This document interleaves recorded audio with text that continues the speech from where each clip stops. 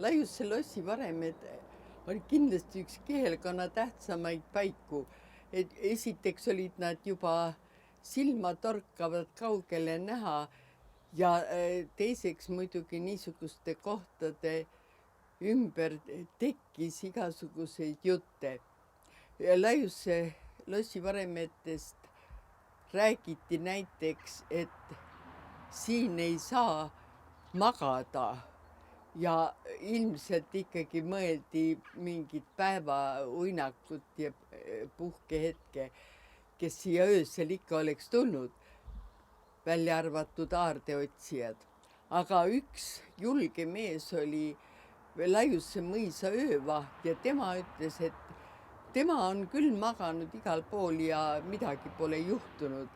Aga ainult üks koht siiski oli, kus ei saanud magada ja see oli just sissekäigu kohal, kus on niisugune võlvitud avaus. Ta ütles, et ta on sinna ka püüdnud ehita magama, aga iga kord on ta üles aetud ja polegi kedagi näha olnud, aga ta on tundnud, et teda on müksitud ja öeldud, et mine siit ära. See oli siis niimoodi, et mitmel korral oli ta proovinud ja niimoodi oli juhtunud ja sinna ta enam magama ei heitnud. Aga mujal siin lossi õues võis igal pool külili visata ja väikese uinaku teha. Jüri Remmel kirjutas 1894. aastal üles Laiuse lossi kohta järgmise loo. Laiuse lossi varemete all usutakse siitse rahva usu järele palju varandust varjul olevat. Rahvas räägib, ükskord olnud vaene tütarlaps Linnamäel sigu hoidmas. Ta jäänud müüri najale tukkuma. Üks vana all mees tuld tema juure ja käskind enese järele tulla. Ta viinud tütarlapse läbi raudukse ühte keldrisse, kus salvet kolletanud kaselehti täis olnud. Vanamees on tüdrukule mõne kamalutäie lehtirüppe sisse ja käskinud enne mitte vaadata, kui välja on peasenud. Kui tüdruk välja on tulnud, olnud sead kõik laiali läinud. Ta hakanud neid kokku ajama ja kaotanud sealjuures lehed rüpest ära.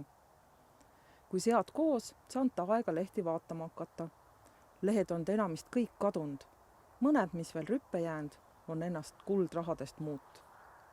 Tüdruk otsinud küll veel koopasuud ja oodanud vanameest, aga ei ole kummakagi kokku saanud. Jüri Remmel kirjutas 1894. aastal Laiuse lossi kohta veel ka teise loo. Ükskord kaevanud üks luukur mees, Satsuvere küla ratsep, mitu ööd lossi müüri alla auku. Ta veeretanud suured kivid, mis 5 meest liigutada jõudnud, üksi päini august välja. Juba olnud tal rauduks näha. Kui Laiuse mõisa valitseja oma meestega vahele tulnud ja enam edasi ei lasknud kaevata.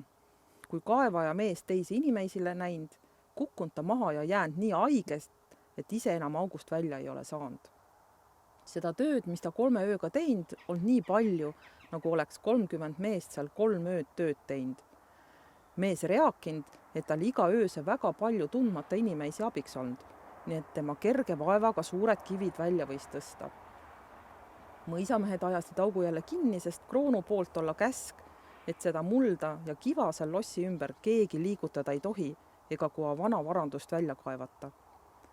Selle sarnatsid juttusid räägib siit ümberkaudne rahvas palju Laiuse lossist.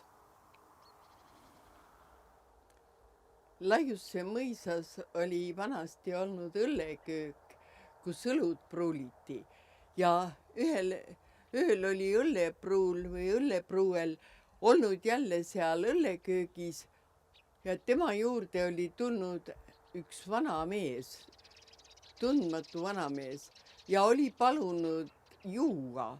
Õllepruuel oli andnud talle ka lahkelt kohe terve toobitäie värsket õllevirret. Vanamees oli selle ära joonud ja palunud veel lisa. Õllepruuel oli andnud talle veel teise toobitäie.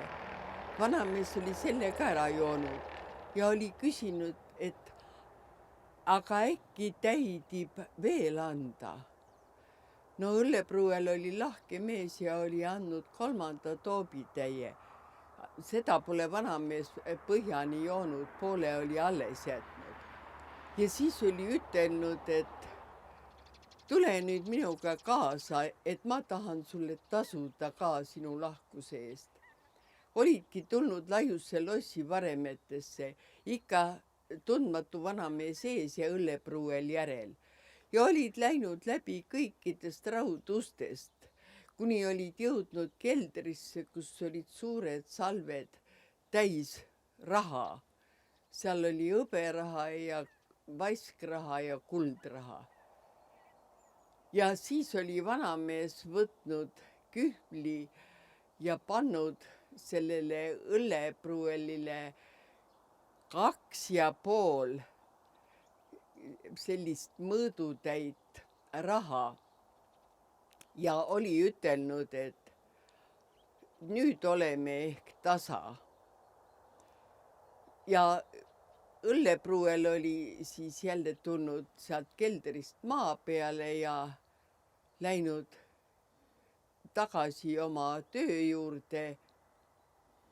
Ja vanameest pole ta kunagi enam näinud, aga õllepruuel ja tema suguselts oli sellest ajast peale rikkast elu elanud. Me oleme praegu Tuimõisa küla vahel ja siin minu selja taha jääb Lusikasooks nimetatud koht. Praegu on ta metsaga kattunud, aga vanasti oligi soo, kus kasvas ka üksikuid põõsaid ja puid ja üks lesknaine oli kord niitmas seal seda sooheinamaad. See oli raske töö. Soohein on väga vinske ja vikad ei võta seda hästi. Ja lesknaine oli väga väsinud, aga siis tuli äkki Kalevipoeg tema juurde ja pakkus ennast abiliseks.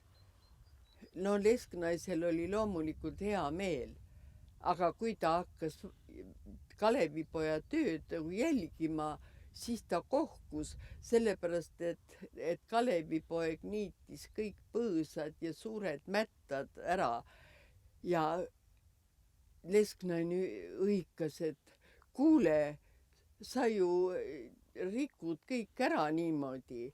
Aga Kalevipoeg vastas, et ei, et ma just teengi sulle lageda heinamaa edaspidiseks.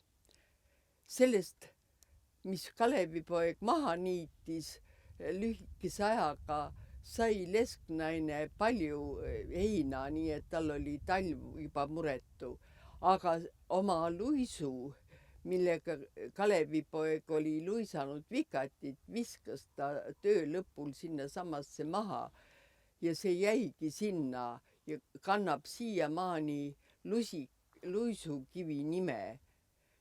See Lusikasoo, seda ongi nimetatud Luiskasooks või Luisusooks. See ongi andnud nime kohale. Umbes 1870. aastatel rääkinud üks taluperenaine Kadri, et tema tüdrukuna ükskord ka kaevul olles õnn lähedal olnud. Rahvas olnud kõik väljas vilja lõikamas, kuna tema tallitajaks koju jäetud. Ta läinud vett tooma, kui ta aga pange kaevu ajama hakanud, näinud ta, et vee peal katlamoodi asi ujunud, mis rahadega täidetud olnud. Ja mille peal punane kukk istunud. Tema hädaldanud kooguga sanga kinni püüda, mis tal ka korda läinud, nii et katal juba täiesti vee peale kerkinud. Rõõmust joovastanud hüüdnud ta, oh jumal, jumal! Nii kukkunud ka katal koogu otsast kõlisedes tagasi, ega ei ole ennast peale seda enam näidanud, kuna nüüd, nagu nimetasin, ta kividega kinni aetud on. Tähkvere vallast on veel ühest kaevust räägitud üks lugu. See oli üks vana karjakaev ja vanasti olnud selles kaevus üks kuldne härjaike. Kord näinud vana karjane unes, et teda on kästud minna ühel neljapäeva õhtul kaevu juure, suur nuga kästud kaasa võtta, valvata kaevu juures nii kaua, kuni vesi liikuma hakkab. Sealt pidanud 2 kukke veriste peadega välja tulema. Mees ei tohi põgeneda ega karta, siis tulla kuldike ise kaevust välja ja mees saab ta omale. Mees teinud nagu unest näinud. Läinud neljapäeva õhtul valvama. Kella 12 hakanud vesi kaevus kohisema ja välja voolama. Mees ehmatanud ära, põgenenud kaevu juurest ära, jäänud ilma varanduseta. Laiuse kihelkond on ju Eesti idaosas ja idapoolses Eestis on palju lugusid nõidkarjastest. Ja üks niisugune nõidkarjane oli vanasti elanud Leedi külas ja tema nimi oli Pikk Peeter. See oli siis ilmselt hüüdnimi. Võib-olla sellel ajal perekonnanimesid ei olnudki veel. Ja selle Pikk Peetri kohta räägiti palju imelikke asju. Esiteks oli ta muidugi osanud hundi sõnu, mida karjase töös oli vaja. Aga teiseks räägiti ka, et ta oli tontisi teinud. Tondiks kutsuti siin neid olendeid, keda mujal on nimetatud ka pisuhändadeks või varavedajateks või sellel heal lapsel on väga palju nimesid. Aga Pikk Peeter oli ka neid tontisi teinud. Aga muidugi juhtus nii, et eks neid teisigi karjaseid oli ümberkaudsetes külades ja seal käis ka omavaheline niisugune jõukatsumine. Ja Pikk Peetril oli ükskord olnud niisugune tüli Kirivere küla karjasega. Ja pärast seda oligi enam-vähem järgmisel päeval Kirivere küla karjane läinud oma karjaga metsa ja oli tulnud terve kari hunte. Kirivere karjane ei osanud midagi muud teha, kui ronis nende huntide eest puu otsa. Mida need hundid siis muud ette võtsid, seda me ei tea, aga sellest ei ole räägitud, aga see karjane istus õhtuni puu otsas, kuni tuli siis abikarjane ja leidis ta sealt ja siis julges ta alla ronida ja koju minna. Niisiis see Pikk Peeter oligi ütelnud, ähvardanud enne, et ma tahan sind katsuda ja see oligi siis see katsumus. Elfriide Minner kirjutas Laius-Tähkvere vallast 1939. aastal järgmise loo. Tuimõisa külas olnud küla peale karjane, kes kõigi loomi hoidnud. Sel karjasel olnud imekepp. See olnud elav hõbedat täis ja prunt ees. Peale karjuse ei tohtinud keegi keppi puutuda. See kepiga lugenud karjas mingit sõnu, et hunt karja ei tule. Ühel päeval kõndinud karjus karja ees, abikarjus kõndinud taga. Vana karjane öelnud, täna tuleb meil külalisi, ma saadan nad ära. Vahest tulnudki hunte, kuid vahest pole ka tulnud. Siis öelnud karjane, et tema saatnud ära. Me oleme praegu Reastveres. Selle koha kohta on õige mitu nimetust. Ja kõige rohkem on rahvasuus seda viimasel ajal tuntud Reastvere kuusikuna. Viimase 100 aasta vältel kindlasti on siin peetud kohalikke jaanitulesid ja muid niisuguseid suviseid pidusid. Aga tegelikult rahvapärimuses on see tuntud kui Kalevipoja säng. See on üks neist väga paljudest Kalevipoja sängidest ja selle kohta lihtsalt on öeldud, et siin on Kalevipoeg lõunaund maganud kunagi. Samas on jälle ajaloolaste arvates siin olnud muistne linnamägi, Reastvere linnamägi. Nii et tal on siis mitmesugust tähendust antud ja kindlasti peab siis paika see, et siin on olnud kunagi linnamägi.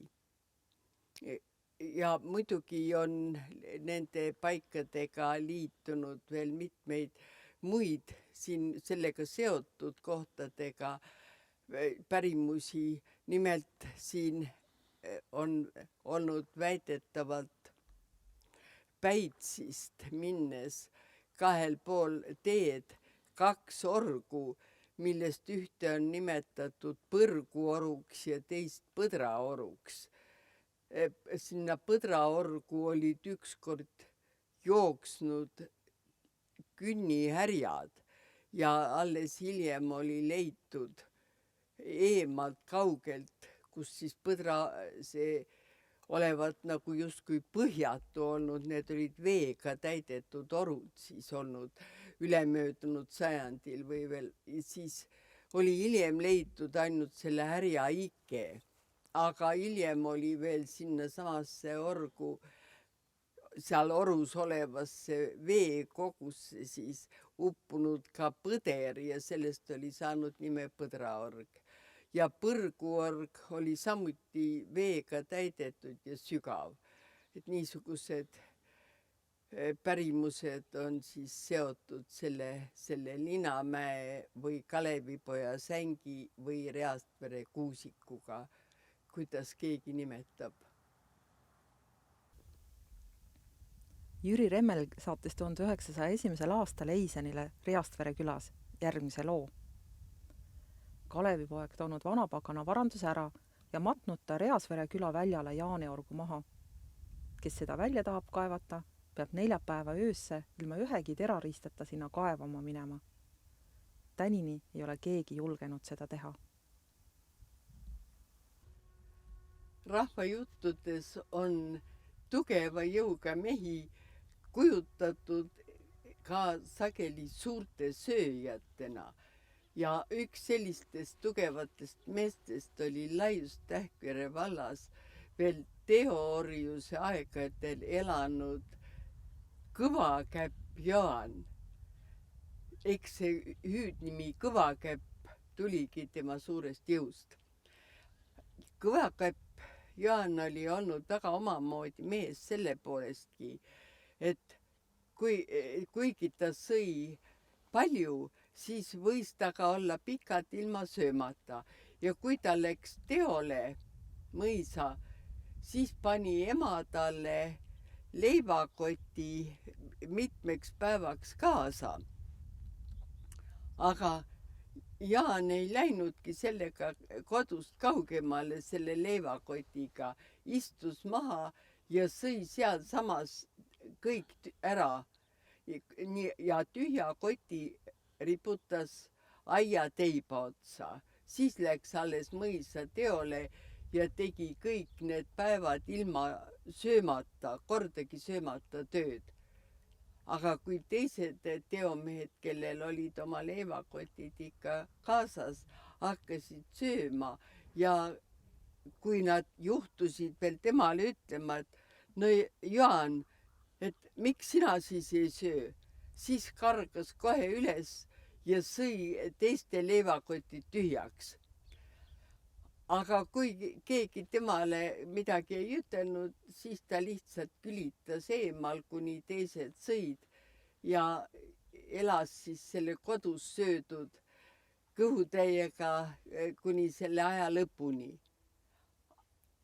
Aga väga tähtis oli see, et koju jäetud tühi leivakott pidi olema seal aia teiba otsas ja kui keegi kodustest kogemata või ka võib-olla meelega juhtus selle tühja leivakoti sealt aia teibast ära võtma, siis oli Jaanil silmapilk kõht tühi ja suur nälg kallal.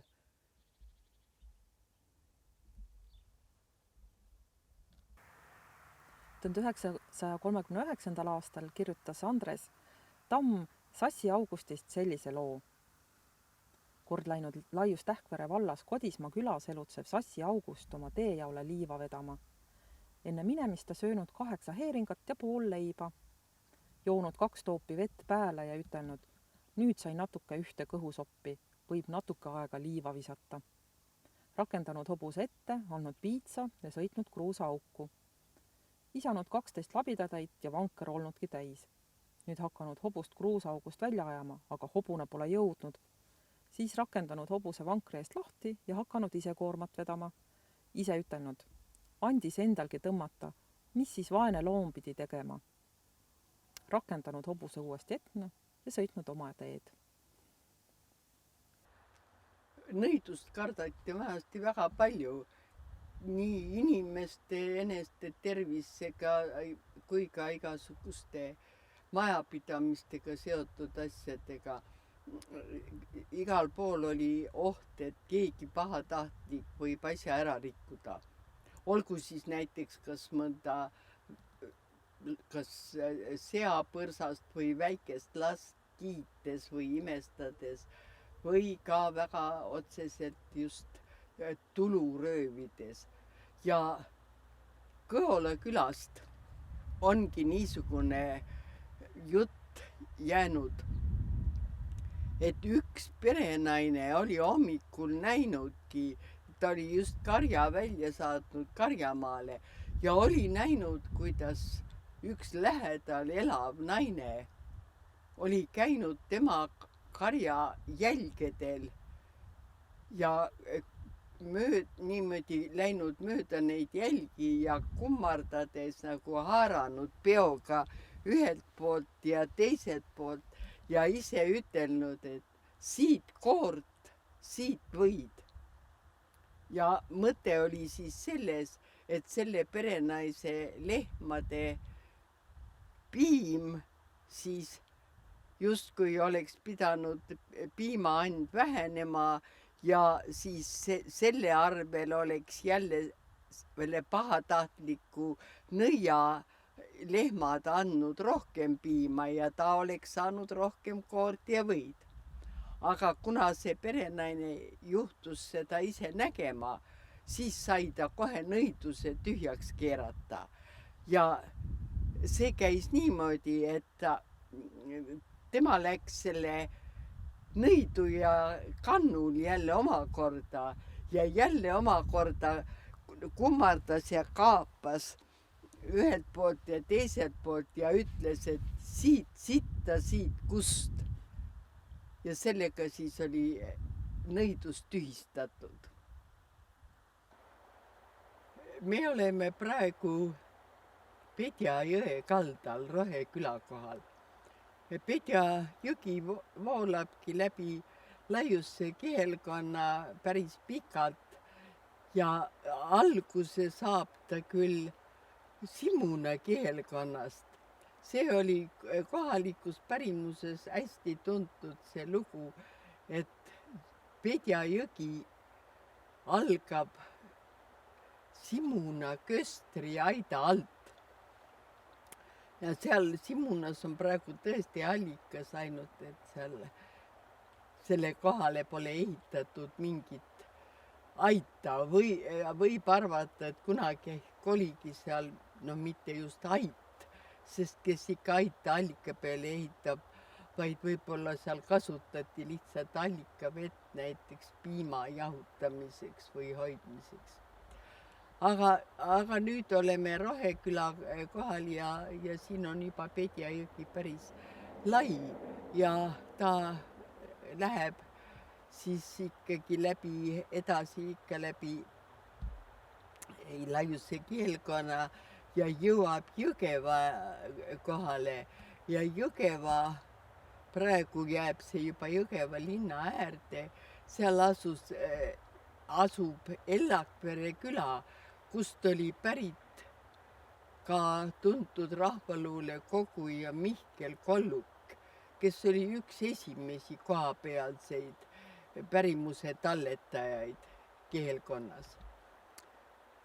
Ja Mihkel Kolluk on kirjutanud ka Pedja jõest, mis oli siis ka tema kodujõgi nagu. Ta on rääkinud näiteks oma kirjapanekutest sügavatest kohtadest, mida nimetati haudadeks seal oli õndaug ja siis oli pulliaud ja tegelikult see ei ole küll Kolluka kirjapanekutest, aga ma tean, et kusagil siinpool oli ka üks niisugune hauakoht, sügav koht, mida nimetati papahauaks. Ja Mihkel Kolluk kirjutab veel sellest, et kalapüüdjatel juhtus kummalisi asju. Pedja jões elabki mitmesuguseid kalu küll, siin on haugi ja ahvenat ja särge ja säinast ja veel mitmeid niisuguseid väiksemaid kalu.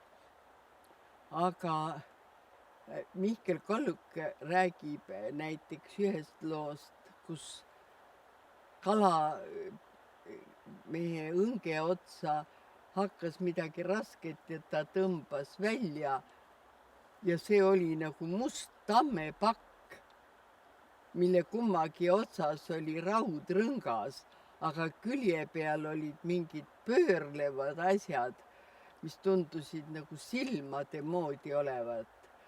Kalamees oli väga kohkunud ja selle päästnud oma õnge otsast lahti.